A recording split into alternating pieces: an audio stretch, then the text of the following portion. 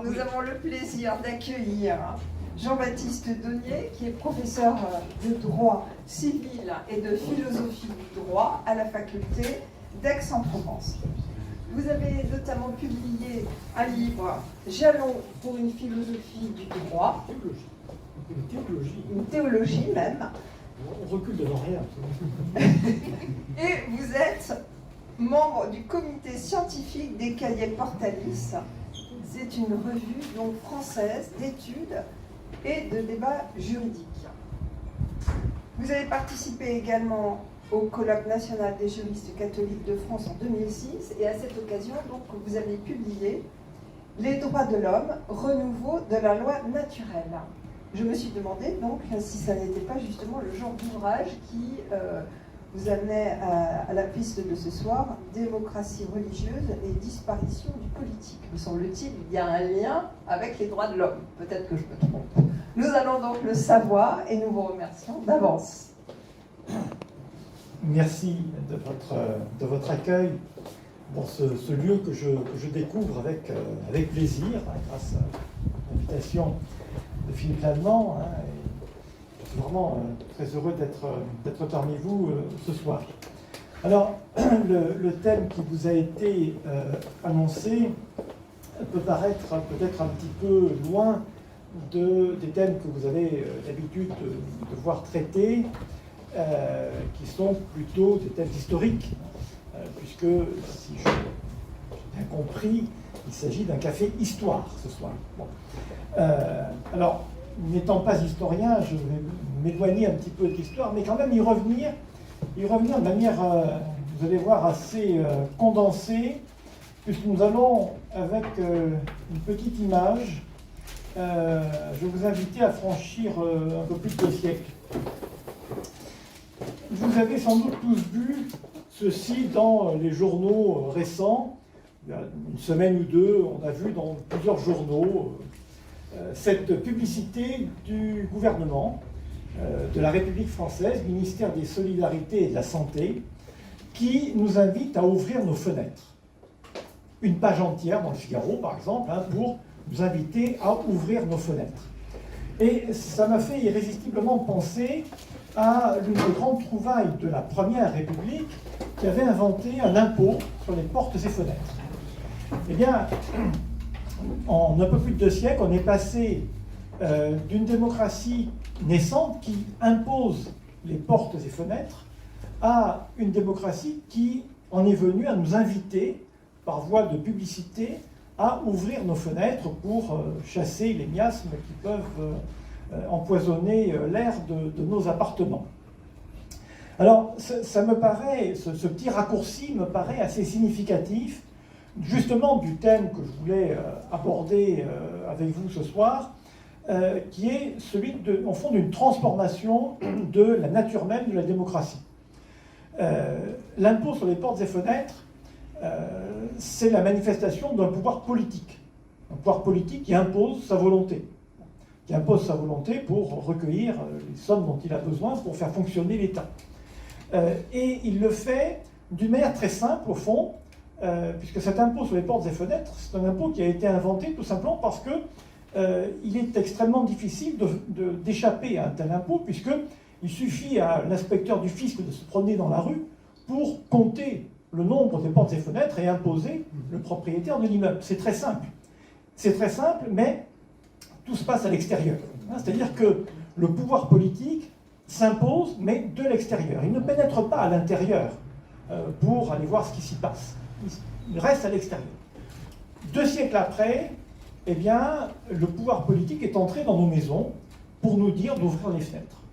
Alors évidemment, il y a un côté ridicule dans cette injonction, mais il y a aussi, me semble-t-il, le signe d'une transformation totale du pouvoir politique, qui n'arrive plus au fond à imposer sa volonté, quelle qu'elle soit, bonne ou mauvaise, c'est pas encore la question au fond, mais qui n'arrive plus à imposer sa volonté, mais qui cherche plutôt à susciter l'adhésion en essayant de convaincre, au fond, de se comporter d'une certaine manière.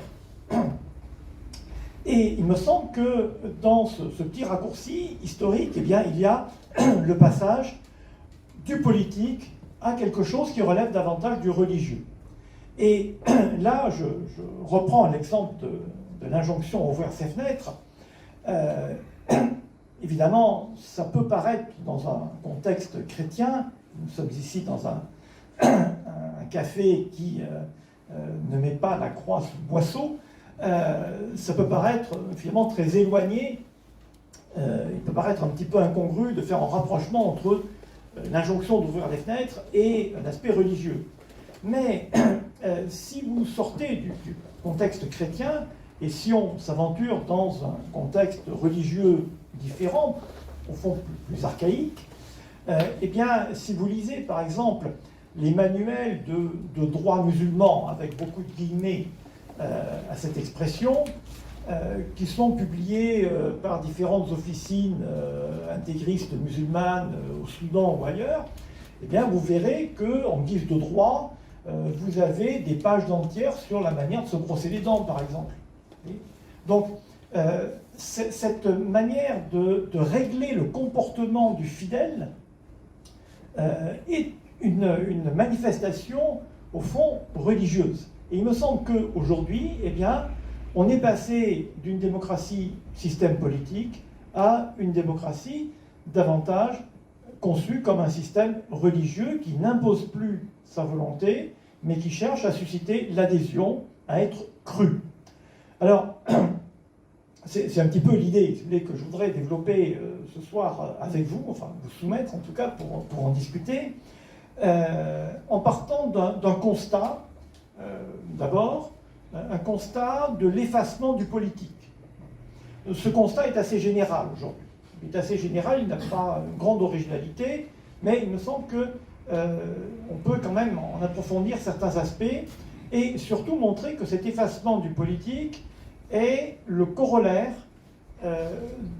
d'une transformation, encore une fois, de la nature de la démocratie en une véritable croyance d'ordre religieux. Ça, c'est le constat, et puis ensuite, je vous proposerai une analyse de cette situation.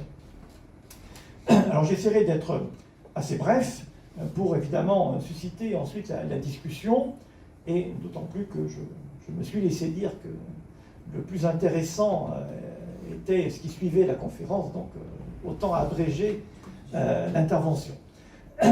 Alors, le constat, tout d'abord. Le constat, c'est donc d'abord un constat de l'effacement du politique. Cet effacement du politique se traduit par différents symptômes qu'on pourrait énumérer, il y en a plusieurs.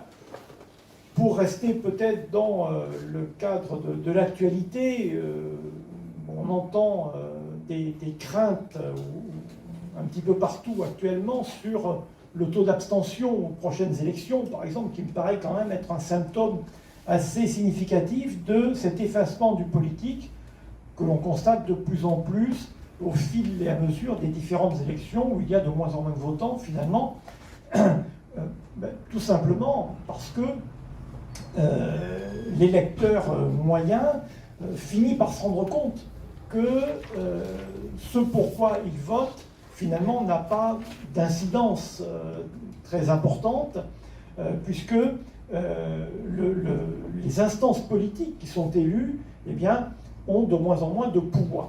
Alors elles ont de moins en moins de pouvoir. Pourquoi au-delà du symptôme, il me semble qu'il faut analyser un petit peu les raisons de cet effacement du politique. Et pour cela, revenir peut-être à ce qui fait, pour reprendre le titre d'un ouvrage de Julien Freund, dont je vous recommande particulièrement la lecture, l'essence du politique. Qu'est-ce que c'est que l'essence du politique?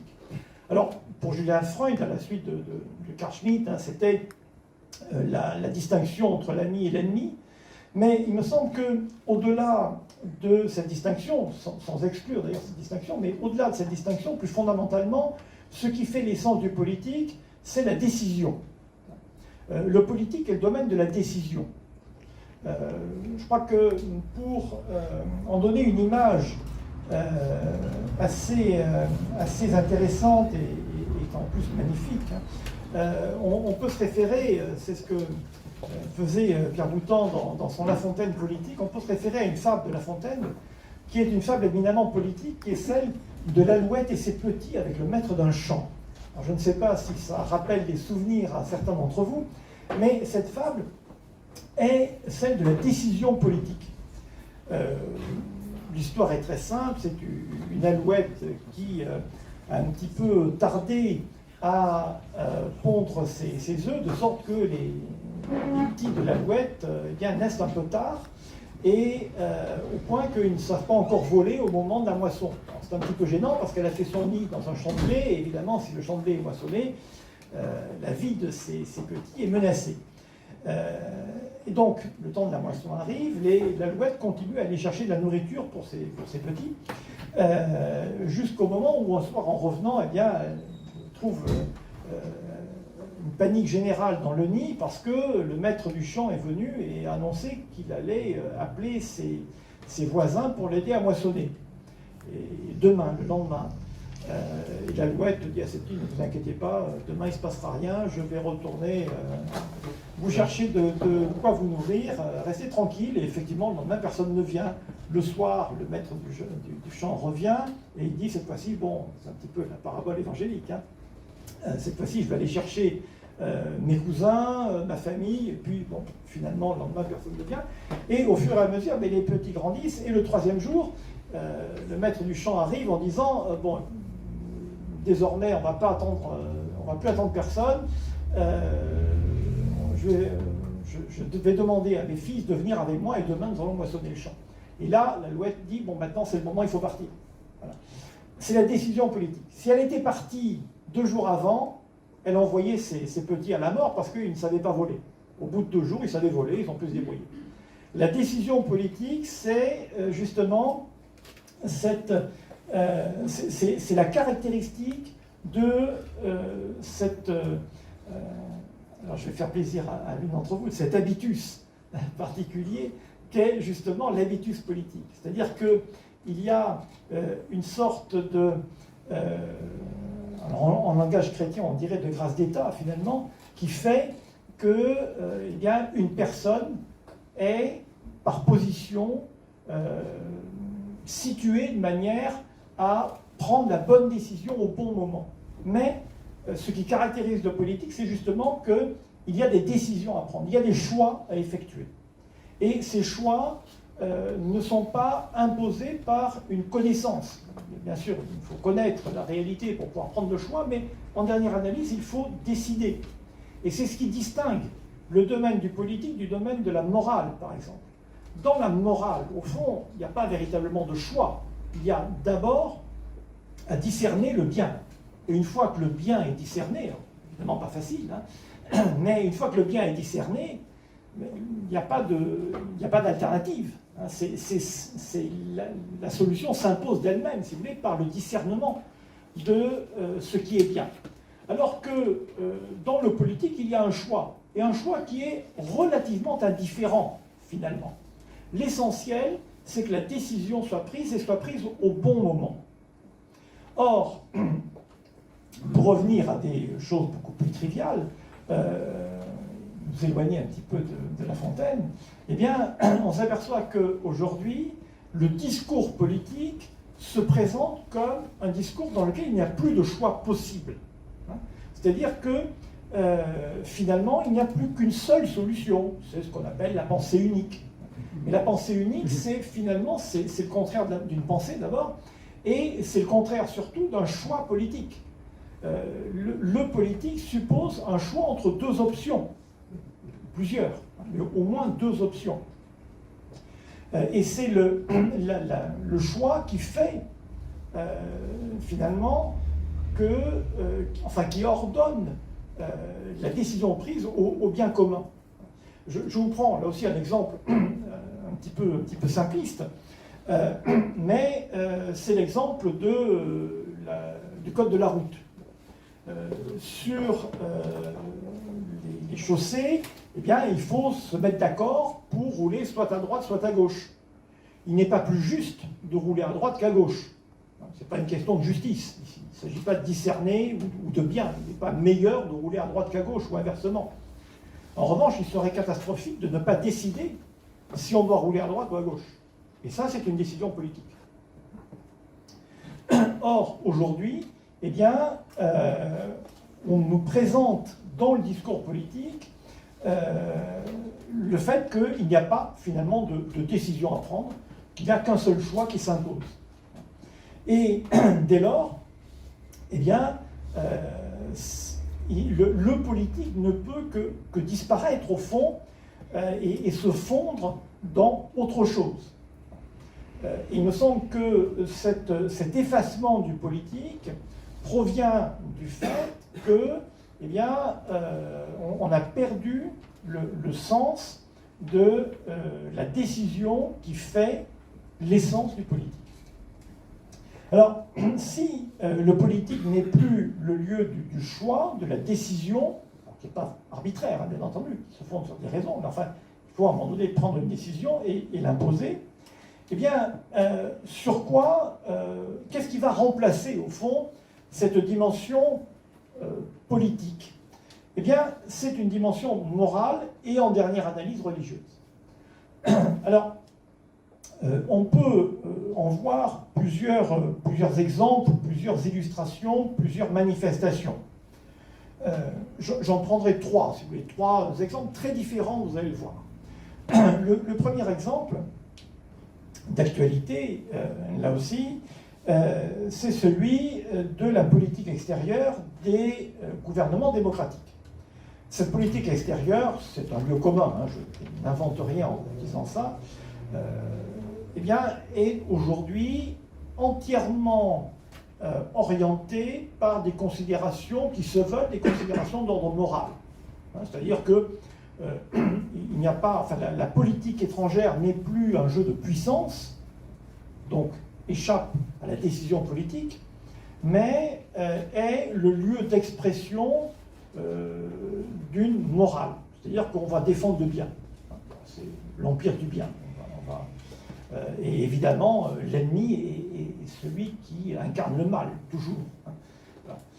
Alors, bien sûr, il y a dans tout cela une forme d'instrumentalisation assez évidente, hein, du bien et du mal, bien évidemment, mais il y a quand même cette idée que, par exemple, on ne fait plus la guerre, enfin, les États démocratiques ne font plus la guerre pour des raisons politiques, pour des raisons de puissance, mais uniquement pour des raisons morales, pour imposer le bien, finalement.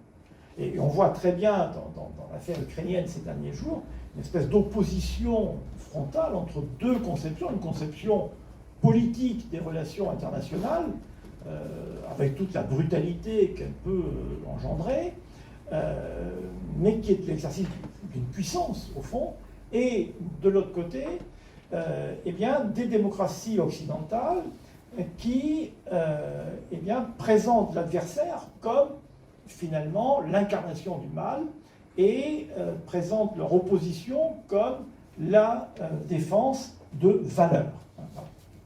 Donc, toute la politique extérieure des démocraties occidentales est une politique qui est d'ordre moral. On en voit une illustration particulière avec le rôle attribué à la justice internationale. On a une sorte de juridicisation, pourrait-on dire, de l'espace politique à travers notamment les juridictions internationales, la Cour pénale internationale ou les tribunaux pénaux qui ont été constitués à la suite de différents conflits, qui visent à juger, au fond, de la moralité, parce qu'il s'agit de cela au fond, des belligérants dans un conflit armé. Alors, bien sûr, il y a toujours eu une exigence morale dans les relations sociales, quelles qu'elles soient, y compris jusque dans la guerre, mais ce qui est nouveau ici, c'est que finalement la guerre se gagne dans le prétoire. Hein, c'est-à-dire que le but de la guerre n'est pas d'affirmer une puissance, d'affaiblir politiquement un adversaire, mais d'obtenir sa condamnation morale par un tribunal. Et donc là, on a alors évidemment une instrumentalisation de la justice internationale, c'est vrai, mais il y a quand même cette idée qu'on ne peut pas, au fond, faire la guerre pour autre chose que pour le bien. C'est-à-dire que la justification de l'action politique des États démocratiques est une justification qui ne peut être qu'une justification d'ordre moral. Ce qui légitime l'action politique est toujours d'ordre moral. Autre illustration, alors là on change tout à fait de registre, mais je vais vous donner cet exemple parce qu'il me paraît tout à fait significatif. Alors là je vais reprendre ma posture de juriste pour vous entretenir d'un point qui peut paraître très technique mais qui me paraît assez révélateur.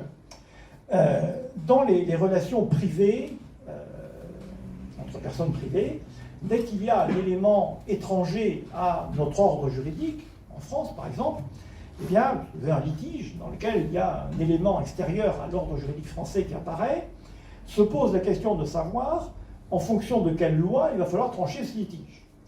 Alors, vous avez des règles de conflit, on appelle des règles de conflit de loi, qui vont déterminer la loi applicable au litige, et ces règles peuvent donner compétence à une loi étrangère.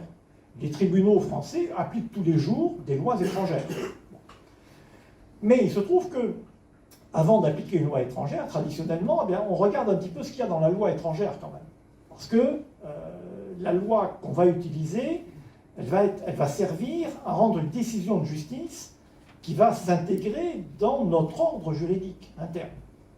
Et donc, il ne faut pas que le contenu de cette loi étrangère perturbe trop notre ordre juridique. On peut admettre des différences, mais enfin, on ne peut pas admettre quand même des choses qui remettraient en cause les fondements de notre ordre juridique. Et donc, traditionnellement, on a un mécanisme qu'on appelle l'ordre public, qui permet d'évincer une loi étrangère, de ne pas l'appliquer, alors que normalement elle devrait l'être, parce que son contenu heurte ce que le juriste du siècle dernier a appelé les fondements politiques et sociaux de la civilisation française. Alors, vous voyez qu'ici, on a un instrument juridique qui est un instrument de défense de notre ordre politique. Et par exemple, eh bien, pendant des décennies, on a ainsi écarté des lois étrangères qui, par exemple, avaient une conception du mariage qui n'était pas compatible avec ce que nous considérions comme le mariage, par exemple le cas du mariage polygamique, voilà, au nom de la défense de notre ordre politique. Eh bien, cet usage de l'ordre public est devenu aujourd'hui quasiment impossible devant les tribunaux, sauf à justifier l'éviction de la loi étrangère par, on devait y venir, les droits de l'homme. C'est-à-dire par une règle morale. On ne va pas dire « j'évince cette loi étrangère parce qu'elle remet en cause les fondements politiques de l'État français ». Non. On ne peut écarter l'application d'une loi étrangère que à condition qu'elle soit contraire aux droits de l'homme. Alors, si vous voulez évincer une loi étrangère, il faut que vous trouviez un fondement dans la Convention européenne des droits de l'homme. Ce n'est pas très compliqué, parce qu'on trouve tout dans la Convention européenne des droits de l'homme, on peut lui faire dire à peu près tout et n'importe quoi. La Cour européenne des droits de l'homme ne s'en prive pas. Mais enfin, voilà, on n'ose plus opposer l'ordre public à un ordre juridique étranger. On n'ose plus, sauf en passant par le biais des droits de l'homme, et de préférence dans leur version européenne. Parce qu'on pourrait aussi se fonder sur les droits de l'homme au sens de la déclaration de 89. Non, non, on préfère se référer à la Convention européenne des droits de l'homme.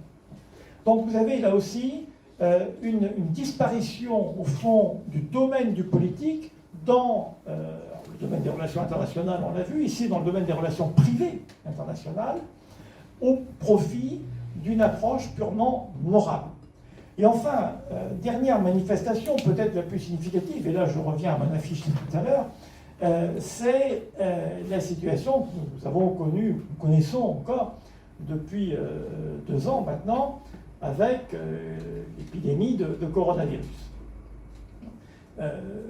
On a là, me semble-t-il, une illustration assez significative et de manière globale justement du changement de signification de la démocratie. C'est-à-dire que dans toutes les démocraties, finalement, on a eu à peu près la même situation de pouvoir politique qui pour prendre la dernière étape, si vous voulez, de cette situation, qui ont présenté la vaccination comme le moyen de quasiment sauver l'humanité. C'était, bon, je ne prononce pas sur l'aspect médical, je ne suis pas médecin, j'en sais rien, je ne sais pas si c'est vrai ou c'est faux, mais en tout cas, c'est comme ça que ça a été annoncé. Et parallèlement, ces mêmes pouvoirs démocratiques se sont révélés totalement incapables d'imposer une vaccination qu'ils présentaient par ailleurs comme absolument indispensable pour sauver la vie de la population. Alors, si bien que, il me semble que lorsqu'on parle, certains parlent, j'ai envie de dictature sanitaire par exemple, il me semble qu'on est là aux antipodes de la dictature. Une dictature aurait imposé une vaccination obligatoire.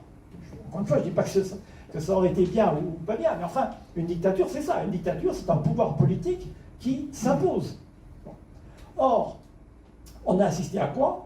Eh bien, pas du tout une obligation vaccinale généralisée, mais une espèce de propagande, mais qui vise à obtenir le consentement volontaire, l'adhésion volontaire des populations à ce qui est présenté comme une nécessité, mais sans utiliser pour autant des moyens politiques. Les moyens politiques, encore une fois, ça aurait été bien de faire comme faisaient les révolutionnaires avec l'impôt sur les portes et fenêtres, d'imposer une vaccination obligatoire. Pour des tas de raisons, notamment juridiques, les différents gouvernements démocratiques ne l'ont pas fait, de rares exceptions près, en tout cas de manière générale, et ont plutôt privilégié justement cette espèce de prêche, au fond, de prédication ici pour convaincre qu'effectivement il fallait se faire vacciner. Alors, avec des moyens de coercition, bien entendu, mais des moyens de coercition qui ne sont pas très différents finalement de ceux qu'utilisait, pour ne fâcher personne, Charlemagne pour convertir les Saxons, ou de ceux qu'utilisent aujourd'hui encore certains pouvoirs musulmans pour contraindre de fait les chrétiens à la conversion. C'est-à-dire que finalement les moyens de coercition sont là non pas pour obtenir directement le but recherché, à savoir la vaccination par exemple, mais l'adhésion volontaire à ce qui est présenté comme un bien. Et on a aujourd'hui des gouvernements qui ne sont plus à même d'imposer au fond une solution politique et qui, en revanche, eh bien, essaient de nous convaincre qu'il faut ouvrir ses fenêtres. Voilà. Vous voyez, on tombe dans des choses absolument ridicules, mais pour finalement éviter d'utiliser des moyens politiques. Et cela me paraît assez significatif de cette évolution qui fait que la démocratie, finalement, de système politique, de régime politique, devient, enfin, c'est vidé de son contenu politique, en quelque sorte, pour devenir une sorte de religion qui cherche à obtenir l'adhésion, qui cherche à être cru. On a des pouvoirs politiques qui ne cherchent plus à être obéis, mais à être crus. Et on a beaucoup souri, hein, parfois, même si le sourire était un peu amer, des contradictions du discours politique sur le coronavirus, mais ces contradictions, au fond, ne sont pas incompatibles avec, justement, le caractère religieux de ce discours. Parce qu'il ne s'agit pas de convaincre rationnellement, il s'agit d'être cru, voilà, de susciter un acte de foi, une adhésion de foi. Et au fond, eh bien, plus c'est irrationnel, plus c'est d'une certaine manière crédible. Hein. Ça relève non pas de la conviction rationnelle, mais, je ne dirais pas de la foi, parce qu'il ne s'agit pas de la foi, mais d'une croyance, voilà, une croyance religieuse, de nature religieuse. Et ce que le mode de gouvernement, au fond, et le changement d'ailleurs de terme, de passage du gouvernement à la gouvernance est assez significatif de cette évolution. Le gouvernement impose, la gouvernance, eh bien, suscite l'adhésion plus ou moins spontanée, plus ou moins contrainte, mais l'adhésion malgré tout des citoyens au discours politique. Donc, oui, ce qu'on a, me semble-t-il, c'est à la fois des pouvoirs démocratiques qui se vident de leur contenu politique et qui deviennent, en revanche, qui se remplissent en quelque sorte d'un contenu qui est un contenu de plus en plus moral ou religieux. Donc ça, c'est le constat que l'on peut faire. Essayons maintenant, brièvement, de l'analyser. Alors, pour mener cette analyse, je crois que, et pour le coup, on va faire un petit peu d'histoire et justifier ma présence dans ce café Histoire, remonter à ce qu'on pourrait appeler peut-être la matrice française. C'est-à-dire que la démocratie est un régime politique qui, aujourd'hui, est répandu dans de très nombreux pays, mais qui a des origines diverses. Alors, historiquement, vous voyez, deux grandes origines de la démocratie moderne, hein, c'est l'origine anglo-américaine, d'un côté, et l'origine tirée de la Révolution française. Avec des contextes historiques tout à fait différents. Et pendant très longtemps, on a eu une spécificité française qui fait que, dès l'origine, mais surtout à partir de la Troisième République, de manière très, très cohérente et construite à ce moment-là, vous semble-t-il, eh bien, la démocratie en France s'est présentée davantage comme un système religieux que politique. Ce qui n'est pas du tout le cas dans le monde anglo-américain, où la démocratie est née dans un contexte d'une religion établie dans laquelle la démocratie a trouvé sa place, finalement. En France, c'est tout à fait différent. Et je voudrais prendre ici un exemple qui me paraît là aussi significatif.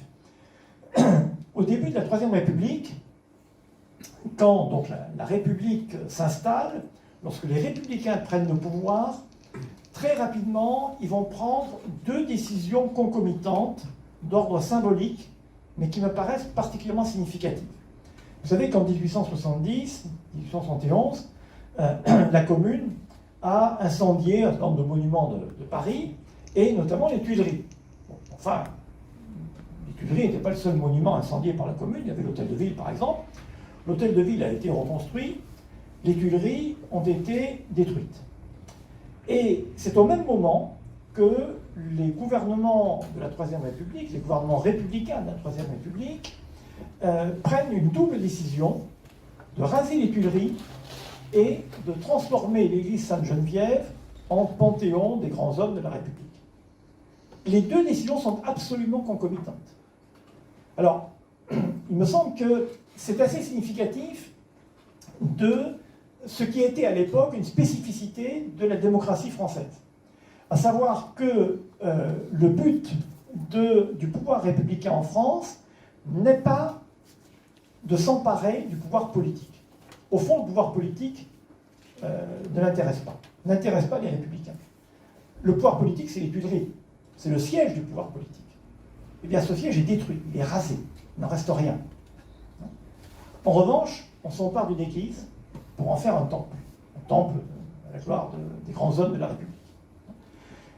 Il me semble que c'est une sorte de parabole de ce qu'est la démocratie dans le contexte issu de la Révolution française. C'est-à-dire que, on pourra y revenir dans la discussion, il y a une sorte de conscience des républicains de la Troisième République, mais c'était déjà le cas, au fond, dès la Révolution, de manière un peu brouillonne, mais c'était déjà le cas, on pourrait en voir des prémices, mais enfin une conscience que, finalement, le pouvoir politique, la démocratie ne peut pas habiter le pouvoir politique. Je reviens à cette notion d'habitation ici. Hein. On ne peut pas s'incarner dans un pouvoir politique, au fond, en France. Voilà, hein. Il y a une sorte de réticence à l'égard du politique, qui est peut-être une forme de conscience d'une illégitimité fondamentale, d'ailleurs, hein, sur laquelle on revient régulièrement au fond, quand Emmanuel Macron a dit que la France ne s'était jamais remise de l'exécution de Louis XVI, au fond, c'est toujours la même idée. Il y a une sorte de conscience, enfin conscience peut-être inconsciente d'une certaine manière, du fait que, eh bien, il y a une sorte d'illégitimité politique, au fond, de la démocratie, qui fait que, eh bien, ce pouvoir qui ne peut pas, finalement, être véritablement un pouvoir politique, eh bien, se remplit d'un contenu religieux. Alors, c'était là une particularité française, et ça devient, aujourd'hui, une sorte de caractéristique générale de tout pouvoir démocratique. Et ça me paraît une évolution particulièrement significative aujourd'hui de la démocratie. Alors, cette évolution, elle a fait l'objet d'une analyse, d'ailleurs, dans le contexte français, d'une analyse particulièrement riche et intéressante, je trouve, qui a opposé au début du XXe siècle deux auteurs, plus ou moins oubliés ou connus, qui sont Marc Sangnier et Charles Maurras. Alors, certains d'entre vous ont peut-être à l'esprit l'un des ouvrages de Maurras qui s'appelle Le dilemme de Marc Sangnier. Et dans cet ouvrage, en réalité, Maurras retrace le débat qu'il a eu avec Marc Sangnier, qui est présenté, pas tout à fait exact, mais enfin qui est présenté comme l'un des pères, en tout cas l'un des fondateurs de ce qui deviendra la démocratie chrétienne. Mais en réalité, la pensée de Sangnier est beaucoup plus complexe, beaucoup plus riche et beaucoup plus intéressante que ce que pourrait laisser penser cette filiation un peu vite affirmée. En réalité, au début donc, du XXe siècle, Sangnier fait le constat que, justement, la démocratie en France vide le politique de son contenu. C'est-à-dire qu'il n'y a plus de politique, finalement. Ce que Maurras appellera dans son dialogue avec Sangnier l'armature politique de la France, eh bien, est en train de disparaître. Parce qu'on a un pouvoir politique qui est faible, qui ne remplit pas, justement, la fonction politique qui, normalement, devrait lui incomber. Et donc, il y a une sorte de déliquescence du politique. Et Sangnier, prenant conscience de cela, eh bien, essaie de trouver une solution parce qu'il est effrayé par les conséquences de cette déliquescence du politique. Il voit très bien que si cette armature politique disparaît, eh bien, la société civile va devenir, va ressembler à finalement ce que les philosophes des Lumières imaginaient sous le terme d'état de nature, mais plutôt dans sa version Hobbes, dans sa version sinistre, la lutte de tous contre tous, la loi de la jungle, homo homini lupus. C'est un petit peu ce que craint Sangnier, ce qu'il voit apparaître dès lors que cette armature politique disparaît. Et donc, il va réagir en chrétien, et il va finalement imaginer que cette évanescence du politique, eh bien, peut être l'occasion de remplacer, au fond, le politique par une christianisation de la société. Et Sangnier est à l'origine de cette distinction qui est aujourd'hui assez courante entre la société civile et le politique ou la société politique. Et Sangnier, finalement, fait son deuil du politique en disant, bon, la démocratie, finalement, est incompatible avec une armature politique de l'État, mais peu importe, christianisons la société. Et de cette manière-là, eh bien, la société va tenir d'elle-même, finalement, elle va tenir toute seule, justement, parce que les obligations morales que chacun se reconnaîtra font que la société va tenir sans avoir besoin d'une structure politique ici qui deviendrait dès lors inutile.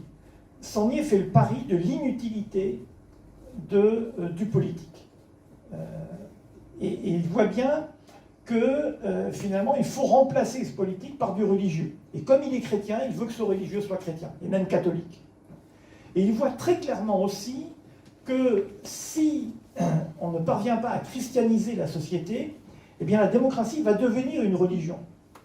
Va devenir une religion de remplacement, une religion de substitution. Et c'est ce qu'il ne veut pas. C'est ce qu'il veut éviter. Et d'où son idée eh bien, de faire du christianisme, au fond, ce qui est enfin, ce qui pourrait être, dans son esprit, le support d'une société civile qui se passerait de politique. Et Maurras lui répond que c'est pas possible. Il répond que c'est pas possible et que on ne peut pas finalement se passer de la médiation politique.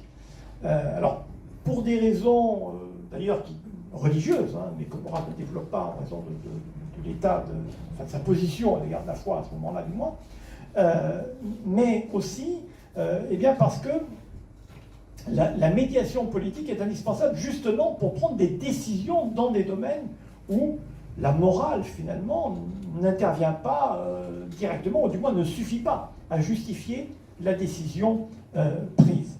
Et il y a donc ici une opposition entre ces deux positions antagonistes, et Sangnier voit très bien que c'est un dilemme, effectivement, et que finalement, le dilemme de Marc Sangnier, qu'est-ce que c'est? Eh bien, c'est soit on christianise la société et on peut se passer de politique, soit on n'y parvient pas, et alors, eh bien, la démocratie va devenir une démocratie religieuse au sens d'une religion démocratique. Hein, c'est-à-dire qu'il ne s'agit pas du tout d'une démocratisation de la religion chrétienne. Hein, ce n'est pas du tout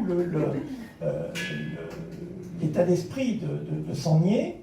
Ce qu'il redoute plutôt, c'est que la démocratie, ne pouvant pas assumer le politique finalement, eh bien, devienne une religion de substitution. Et le dilemme de Marc Sangnier, c'est cela finalement. Et finalement, toute la politique du Saint-Siège, enfin surtout sous Pie XI, va être marquée par cette idée d'une nécessité de christianiser la société en utilisant au fond finalement la faiblesse politique de la démocratie. Tout le pontificat de Pie XI est marqué par cette idée qu'au fond, puisque le politique s'effondre, eh bien l'Église va remplacer, au fond, va prendre la place du politique.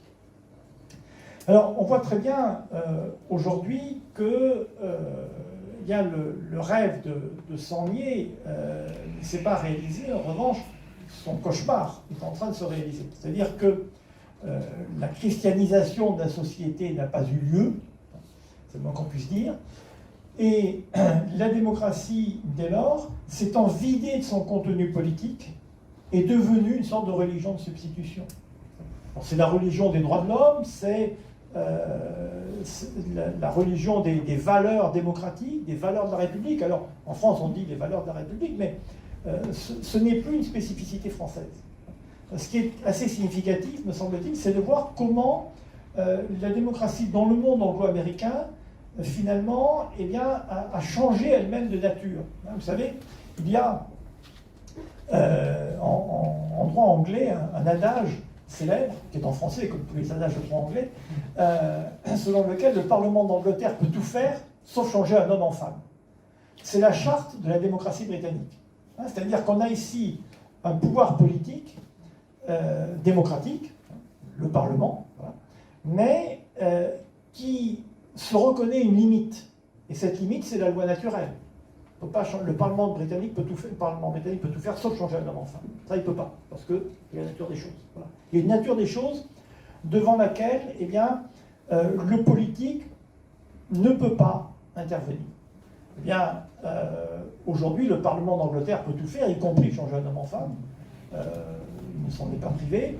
Mais il faut bien voir que c'est une perversion totale de la conception anglaise du pouvoir politique démocratique.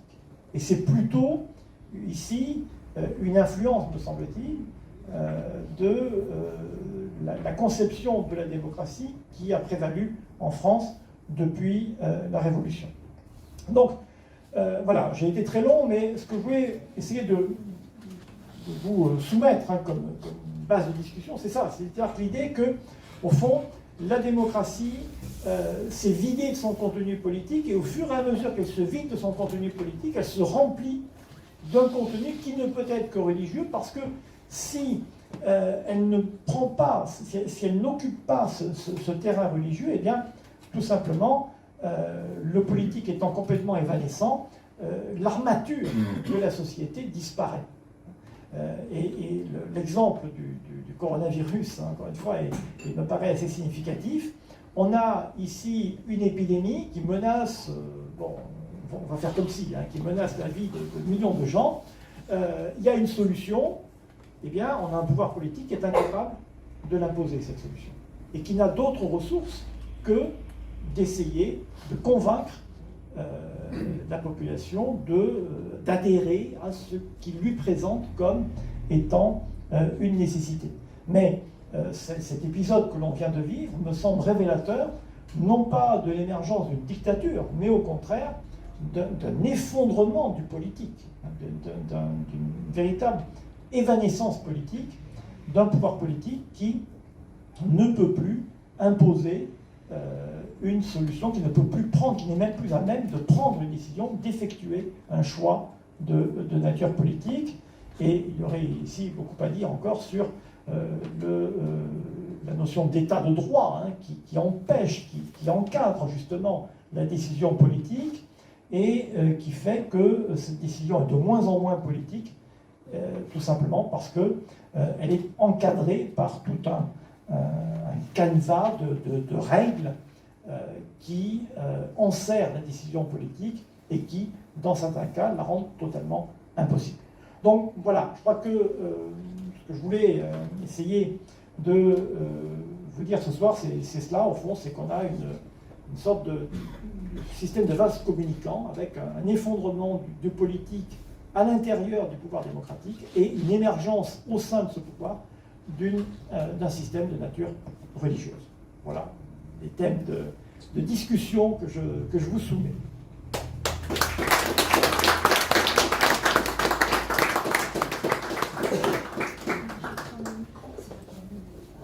Il faut laisser le micro allumé.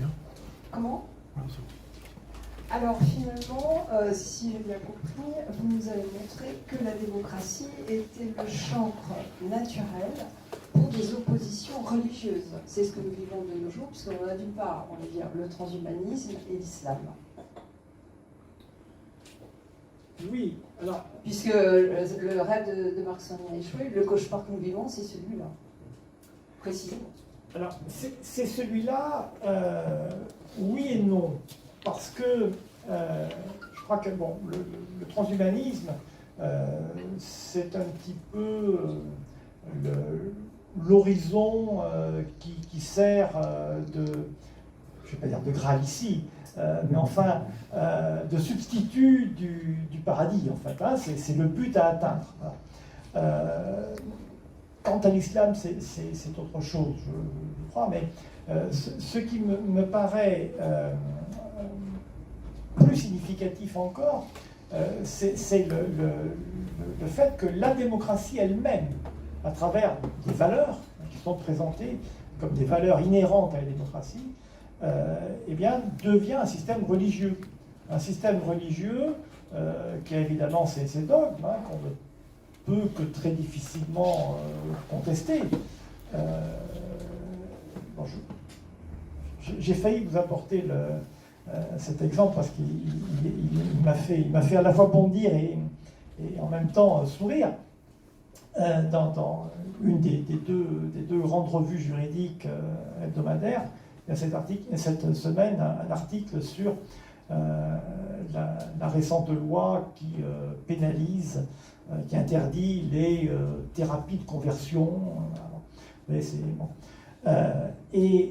Cet article présente comme des évidences, mais de nature religieuse véritablement, que cette loi préserve justement les dogmes que représentent les valeurs démocratiques, à savoir la liberté totale de se constituer comme on veut, de choisir son genre, hein, comme sont les termes de la loi elle-même d'ailleurs, etc., etc. Et ça, c'est vraiment un dogme qui ne peut pas être remis en cause. Alors même que il y a une dizaine d'années, les pratiques qui sont aujourd'hui pénalement protégées étaient pénalement sanctionnées. Donc on a vraiment une inversion totale des valeurs, mais avec un changement de nature. C'est-à-dire que, si je prends cet exemple, parce qu'encore une fois il y a une actualité, par exemple de tout ce qui est modification de l'apparence sexuelle des personnes, vous avez là des pratiques de mutilation qui étaient en réalité prohibées, qui étaient sanctionnées pénalement jusque très récemment, mais qui étaient sur un plan juridique. C'est-à-dire qu'on ne faisait pas la morale aux gens, hein. On disait simplement c'est interdit parce que c'est impossible, hein, parce qu'on ne peut pas modifier la nature d'une personne. On peut modifier son apparence, mais on ne peut pas modifier sa nature. La loi ne peut pas le faire, ça. Et le droit non plus. Donc on restait sur un terrain strictement juridique, si vous voulez. Aujourd'hui, la loi a une visée tout à fait différente, c'est-à-dire que l'opinion, le simple fait d'émettre une critique sur des pratiques autrefois interdites, eh bien, devient moralement inacceptable. Et ça, c'est un changement, me semble-t-il, tout à fait significatif de la nature du pouvoir. C'est-à-dire qu'on n'a plus un pouvoir qui impose une solution, éventuellement par la loi, mais sans prétendre à une vérité absolue, hein, mais on a plutôt un pouvoir, enfin, qui est de moins en moins un pouvoir, justement, hein, mais qui, eh bien, ne cherchant même plus à être obéi, cherche à être cru. Voilà. Et tout a imposé une espèce de croyance générale qu'on ne peut pas remettre en cause. Alors, qui voudrait poser une question Merci. Alors, c'est pas vraiment une question, mais c'est un petit peu pour corroborer ce que vous dites. Pour ma part, j'ai eu l'occasion de suivre les vidéos de Didier Raoult depuis le premier confinement. Peut-être que c'est un petit peu votre cas. Et ce que vous dites, en fait, fait vraiment écho à ce qu'il disait notamment dans ses, on va dire, dans ces 10 dernières vidéos, où il compare véritablement le discours politique par rapport aux mesures sanitaires à une religion. Et plusieurs fois, il le dit, il fait une comparaison avec les religions, tout ça. Et donc, du coup, je vais faire un lien supplémentaire que vous n'avez pas abordé, mais c'est le rôle des médias dans cette religion de la démocratie. Ce qui me rappelle d'ailleurs une phrase d'Éric Zemmour lorsqu'il a fait, je crois, ses vœux à la presse, où il les a comparés aux nouveaux prêtres de la société, au niveau prêtre du pouvoir politique, et de la bien-pensance et de tout ça. Et c'est quand même très intéressant par rapport à ce côté religieux dont vous parlez, de voir qu'il y a eu à la fois la politique et les médias qui, enfin voilà, on nous a fait croire tout et n'importe quoi durant cette crise sanitaire. Oui, je crois qu'effectivement,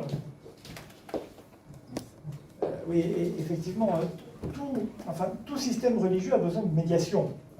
Nous avons su très bien faire ça pendant des siècles, hein, le christianisme, hein, que ce soit les mystères du Moyen-Âge jusqu'aux pièces de théâtre que les jésuites faisaient jouer dans leur collège.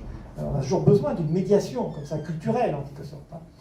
Alors évidemment, chaque religion a la médiation qu'elle mérite en quelque sorte. Hein. Évidemment, entre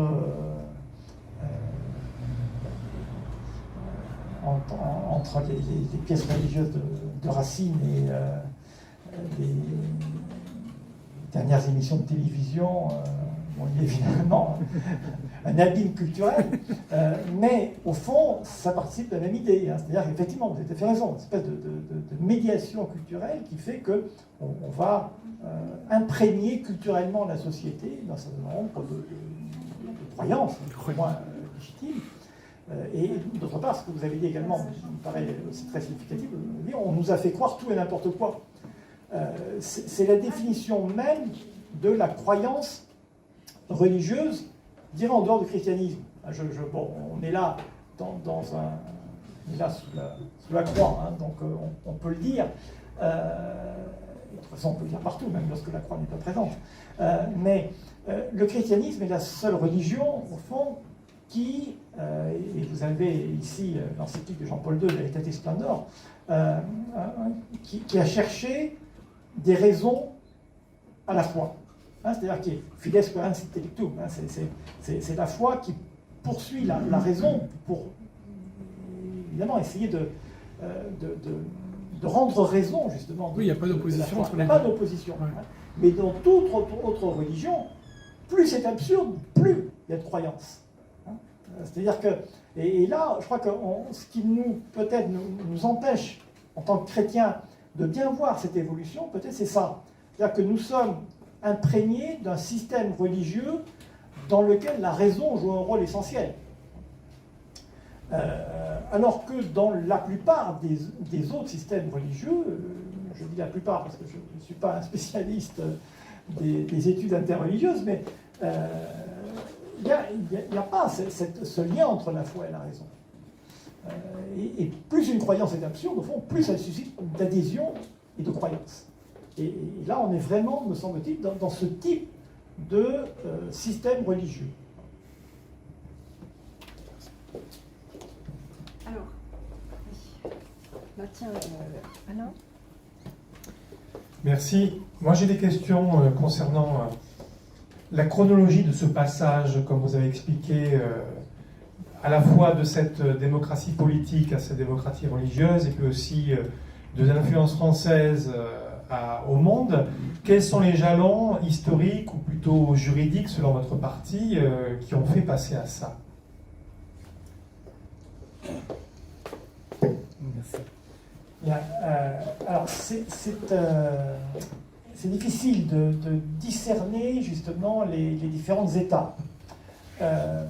Ce qui me paraît assez significatif, c'est que d'emblée, dans l'établissement de la démocratie en France, on a cette idée que finalement le vrai pouvoir, c'est le pouvoir religieux.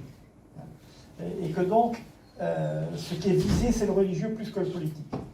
Maintenant, la transformation de la nature de la démocratie de système politique à système religieux est une évolution qui est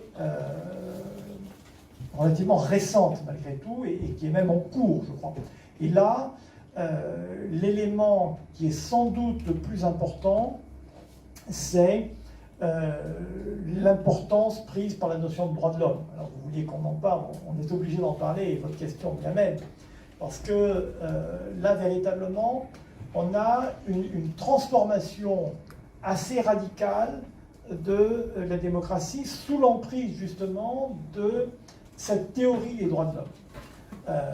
Alors, ça se traduit par un certain nombre d'évolutions majeures, notamment pour ce qui est du cadre européen, évidemment, l'influence de la Cour européenne des droits de l'homme.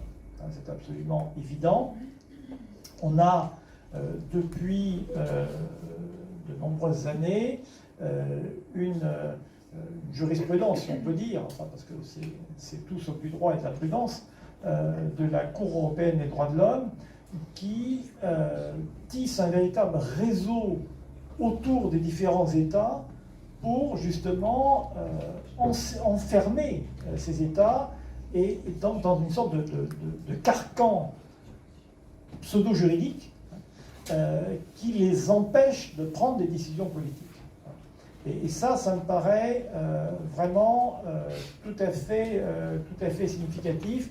L'émergence de la notion de droit fondamental, hein, de manière plus générale, au-delà de la seule notion de droit de l'homme, et qui est à peu près concomitante dans tous les systèmes démocratiques. Alors c'est vrai dans les États membres du Conseil de l'Europe avec la Cour européenne des droits de l'homme. C'est vrai aussi, alors là je ne m'avancerai pas vraiment parce que c'est un domaine que je connais mal, mais il me semble quand même que dans le système juridique américain, enfin des États-Unis, il y a aussi une évolution marquée du rôle de la Cour suprême qui est très significative à partir des années 60, je dirais, où la Cour suprême américaine, et ce sera le chemin suivi ensuite par la Cour européenne des droits de l'homme, va prendre position sur des questions véritablement de choix politique. Alors qu'à l'origine, la Cour suprême américaine est un contre-pouvoir, qui est là pour limiter le pouvoir politique. Alors que, à partir notamment de la décision sur l'avortement, par exemple, eh bien, on a là une Cour suprême qui s'arroge au fond des choix politiques. Bon. Et on a un petit peu la même chose avec la Cour européenne des droits de l'homme, qui, à l'origine, est conçue pour empêcher les États d'exercer leur pouvoir inconsidérément. Et, la Convention européenne des droits de l'homme, en 1950, au lendemain de la Seconde Guerre mondiale, a pour but originel d'empêcher tout simplement la réitération des errements du positivisme juridique qui avait amené au nazisme. Vous savez, au début de la conférence, l'un d'entre vous m'a interrogé sur le positivisme juridique. Il y a un grand théoricien du positivisme juridique, Hans Kelsen, un auteur autrichien, pas du tout nazi, qui était au contraire qui fut en Autriche à l'arrivée des nazis, mais qui est celui qui a théorisé l'idée sur laquelle le droit, au fond, c'est uniquement la loi et la loi positive. Et lorsqu'on lui a demandé en 1945 est-ce que les lois nazies c'est du droit, il a répondu la mort dans l'âme sans doute, mais il a répondu oui, parce que dans son système il ne pouvait pas répondre autre chose. Et donc c'est pour éviter ce genre d'aberration au fond qu'on a élaboré cette Convention européenne des droits de l'homme qui s'est présentée comme une garantie justement pour empêcher l'État d'aller au-delà du domaine qui est le sien, qui est le domaine du politique. Or, aujourd'hui, et depuis très longtemps déjà, il y a la Convention européenne des droits de l'homme, interprétée par la Cour européenne des droits de l'homme, est devenue une machine à pondre en réalité des normes de comportement qui bien, sont de nature morale, enfin si on peut dire, au sens que, pas au sens de la morale, mais au sens des mœurs, c'est-à-dire au sens que ce sont des règles de comportement qui visent directement le comportement des individus au-delà de ce que peut prévoir le droit de chaque État. Et ça me paraît, pour répondre à votre question, l'une des étapes fondamentales de cette transformation du pouvoir démocratique en un pouvoir de nature religieuse, parce qu'il est lui-même sous l'emprise de ces valeurs issues de cette espèce de texte devenu fou, qui est la Convention européenne des droits de l'homme. Quand vous pensez qu'on est quand même parti, aujourd'hui vous avez toute une position de la Cour européenne des droits de l'homme, par exemple, sur des questions d'ordre moral, par exemple sur le mariage entre personnes de même sexe, les unions entre personnes de même sexe, qui est fondé sur un texte de la Convention qui est le texte qui garantit le droit au respect de la vie privée. Entre la vie privée et le mariage entre personnes de même sexe, il y a quand même un abîme. Bon, alors, tout ça est très logique, c'est une espèce de logique absurde, mais c'est, voilà. Et là, on a vraiment, on est passé à autre chose.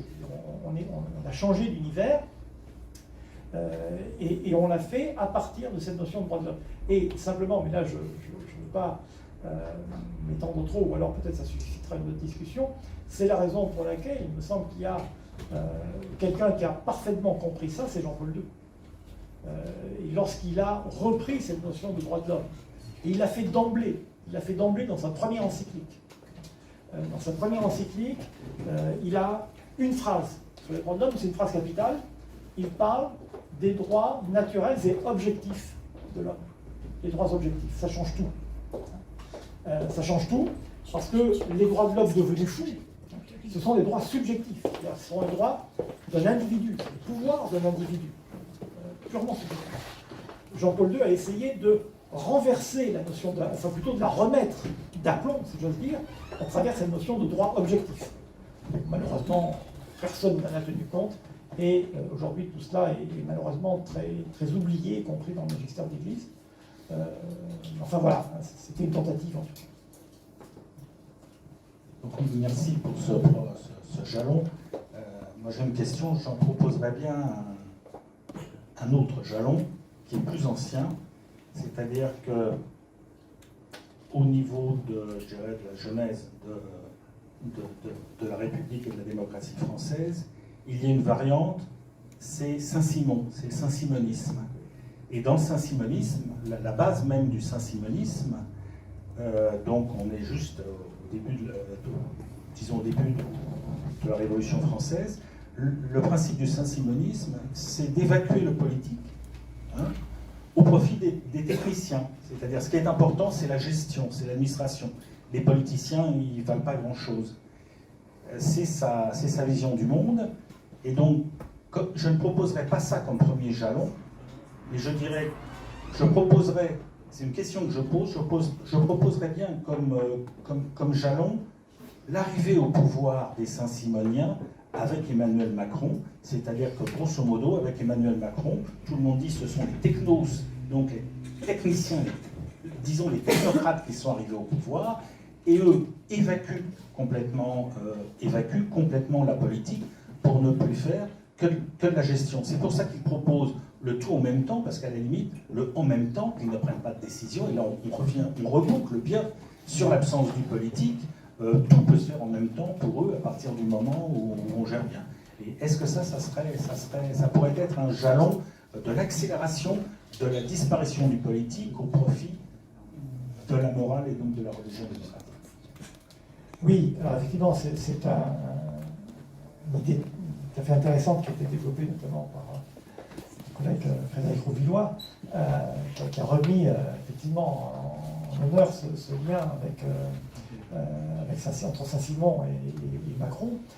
C'est vrai, j'apporterai quand même une nuance, mais on va retomber quand même sur Macron, vous allez voir, d'une manière différente. C'est-à-dire que pour les Saint-Simoniens, effectivement, le politique n'a plus lieu d'être parce qu'il est remplacé par la technique. Et les politiques sont remplacés par les techniciens. Bon, c'est vrai, mais il me semble que ce n'est qu'une partie quand même de l'évolution que nous connaissons. Alors bien sûr, il y a un pouvoir de plus en plus grand des techniciens, c'est vrai, mais ces techniciens-là, finalement, ils interviennent rarement de manière directe, parce qu'ils n'ont pas de prise sur la société, justement, en tant que techniciens. Ils passent par une médiation religieuse. Alors, j'en prends un exemple encore tiré du coronavirus, c'est le fameux conseil scientifique. Le conseil scientifique, c'est pas lui qui prend les décisions. Simplement, eux, ce sont les techniciens. Mais ces techniciens, ils ont besoin, finalement, d'une médiation politique, entre guillemets, pour faire passer les décisions, en fait, qu'ils souhaitent. Mais ils le font par le biais, non pas d'une autorité technique, ça pourrait être le cas, après tout, pourquoi pas, on pourrait avoir une autorité reconnue d'un certain nombre de techniciens. Bon, c'est pas vraiment le cas. On n'a pas vu les membres du conseil scientifique venir nous démontrer par A plus B qu'il fallait faire ça ou ça pour combattre le coronavirus. Non, on a eu des messages tels que celui-là, ouvrez vos fenêtres, du gouvernement. Et donc, il me semble qu'il y a bien, effectivement, une déliquescence du politique, mais qui n'est pas vraiment remplacée par les techniciens, mais qui est remplacée justement par le religieux. Et pour revenir à Macron, il y a chez Sangnier une formule qui est absolument extraordinaire. Sangnier est l'inventeur de la République en marche. Oui, la formule même de Sangnier, pour caractériser son action, c'est qu'il voulait mettre la démocratie en marche. C'est exactement l'expression qu'il utilise. Il voulait mettre la démocratie en marche. Voilà, elle est en marche. La République est en marche, enfin voilà, elle est en marche. Il y avait encore une autre question.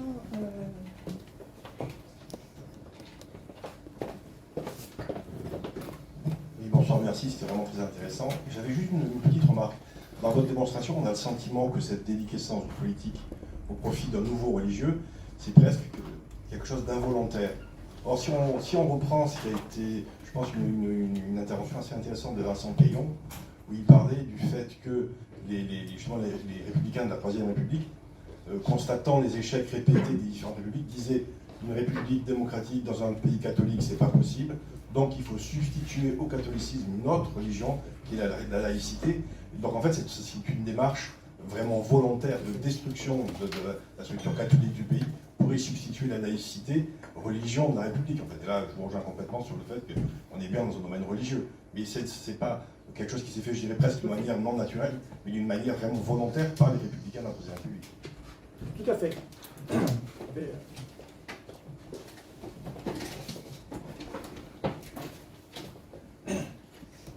Oui, vous avez tout à fait raison. Hein. Et d'ailleurs, justement, si j'ai pris l'exemple un peu symbolique des Tuileries et du Panthéon, c'est pour ça. Il y avait une volonté, là pour le coup, il y a une décision politique. Et c'est peut-être la dernière au fond, hein, mais elle a été prise. C'est absolument volontaire. Et c'est d'ailleurs, bon, étant là-dessus ce soir, mais dans le débat entre Sangnier et Maurras, c'est en grande partie la réponse de Maurras, que Maurras fait à Sangnier. Maurras répond à Sangnier, vous voulez christianiser la société pour que la disparition du politique soit tenable, mais la place est prise. La place est prise parce que vous n'allez pas christianiser la société elle est en train d'être déchristianisée par justement la République qui veut lui substituer une religion de substitution. Tout à fait, c'est effectivement une volonté délibérée. Alors, une dernière question, si vous voulez bien. Oui, c'est un peu lié à la précédente. En fait, est-ce que ce serait possible de faire une distinction basique, mais en même temps c'est difficile, entre démocratie et république? Parce que finalement, vous évoquez le tournant d'une démocratie qui vire à la religion. Moi, en entendant le discours politique actuel, de ces hommes politiques qui s'expriment très souvent, on a l'impression que c'est plutôt la République qui est divinisée. D'ailleurs, ils le récitent ils invoquent la République comme un mantra.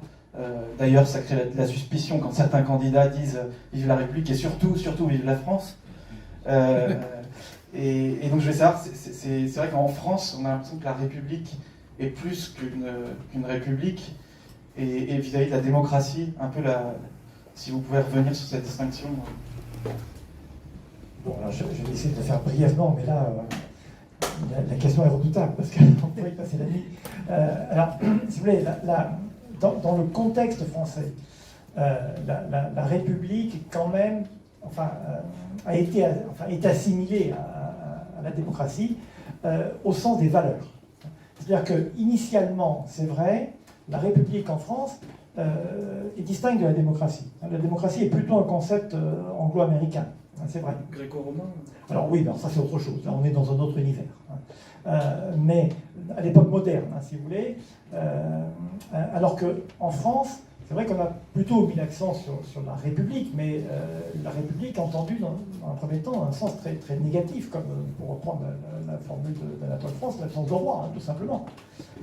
C'était la dénomination d'un vide en réalité.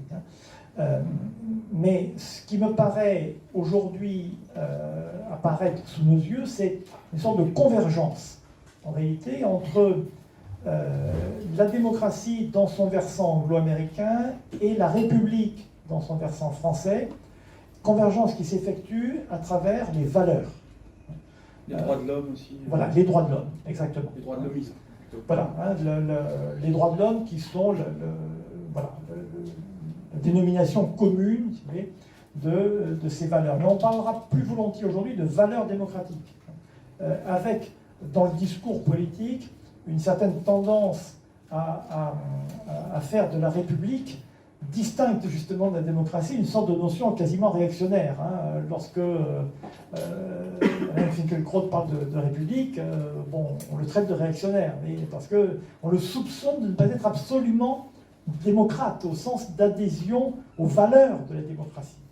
Et donc là, il y a une espèce de glissement qui s'effectue, où la République, au fond, elle-même s'est vidée de son contenu idéologique pour être absorbée par les valeurs démocratiques. Bon, mais ça, effectivement, ce sont des mouvements de fond, mais qui sont des mouvements très sur la longue durée et qui en plus sont difficiles à décrypter dans la mesure où les termes eux-mêmes sont tellement polysémiques que il devient quand même difficile de s'y retrouver à la fin. Enfin voilà, la réponse que j'offrais très brièvement à votre question fondamentale, c'est ça. C'est-à-dire qu'on a une unification autour des valeurs. Eh bien, nous vous remercions vraiment chaleureusement. Je crois qu'on peut encore applaudir.